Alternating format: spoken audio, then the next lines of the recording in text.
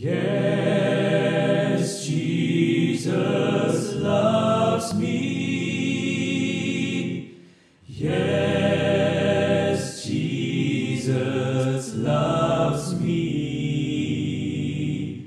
Yes, Jesus loves me. The Bible tells me so.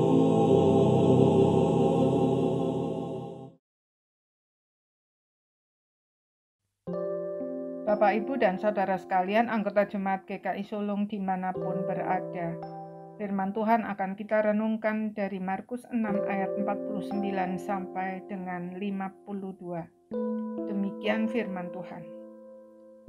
Ketika mereka melihat dia berjalan di atas air, mereka mengira bahwa ia adalah hantu.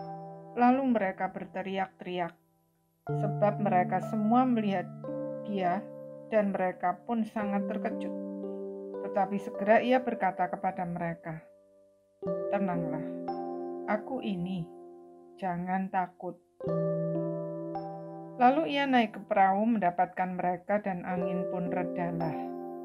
Mereka sangat tercengang dan bingung, sebab sesudah peristiwa roti itu mereka belum juga mengerti dan hati mereka tetap degil.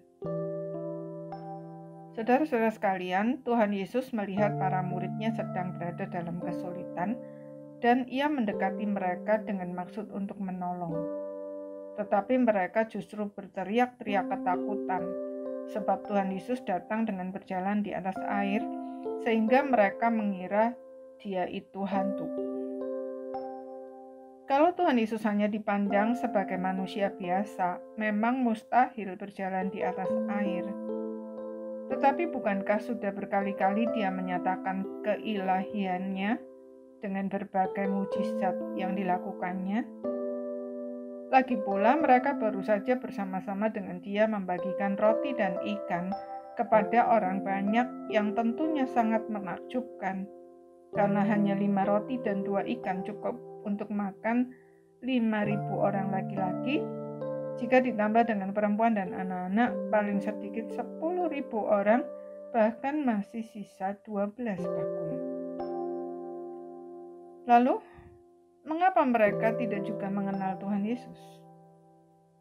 Markus berkata bahwa setelah melihat semua itu, yaitu mujizat 5 roti 2 ikan, kemudian Tuhan Yesus menenangkan mereka, lalu naik ke atas perahu, dan seketika itu juga badai menjadi reda.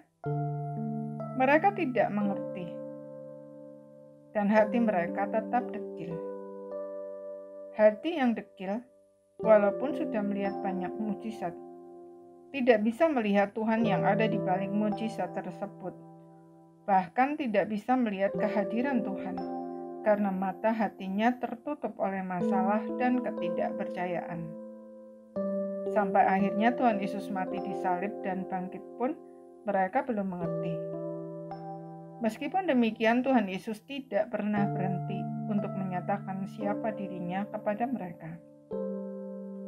Para murid baru benar-benar mengenal siapa Dia yang sebenarnya setelah Tuhan Yesus berkali-kali menyatakan dirinya setelah bangkit lalu naik ke sorga dan Roh Kudus turun pada hari Pentakosta. Saudara-saudara sekalian, kita semua membutuhkan anugerah Allah untuk menjelikan mata hati kita, supaya kita bisa memandang melampaui apa yang bisa kita lihat dengan mata jasmani, terlebih pada masa pandemi ini. Kabar baiknya adalah Tuhan Yesus senantiasa ada untuk kita, kapan saja, di mana saja, dalam situasi dan kondisi apapun. Sekalipun mata hati kita telah tertutup oleh masalah dan ketidakpercayaan, Tuhan Yesus tidak pernah berhenti menyatakan dirinya kepada kita. Maukah kita datang kepadanya, mengakui kebutaan kita dan memberi diri untuk Dia membuka mata hati kita? Tuhan tidak pernah berlambat-lambat terhadap orang yang dengan penuh kerinduan datang kepadanya.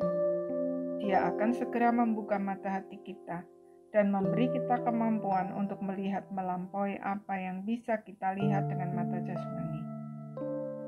Ketika kita mampu melihat melampaui yang nampak, hati kita akan dipenuhi dengan sukacita dan damai sejahtera-Nya.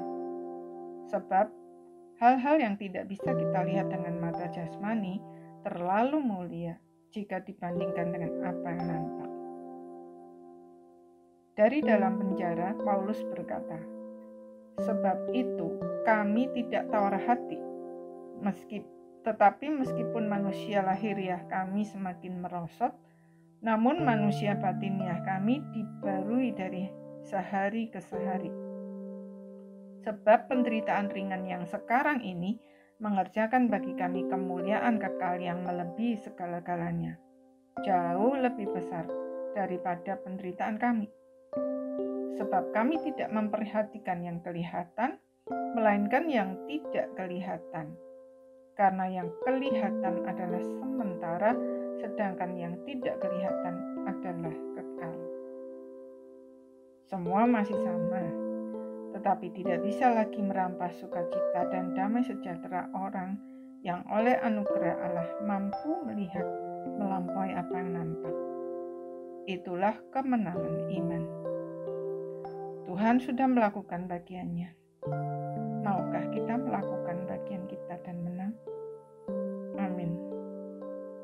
Tuhan, pada masa pandemi yang penuh pergumulan ini, tolonglah kami untuk bisa melihat hal-hal yang bernilai kekal di balik semua pergumulan kami. Dalam nama Tuhan Yesus kami berdoa.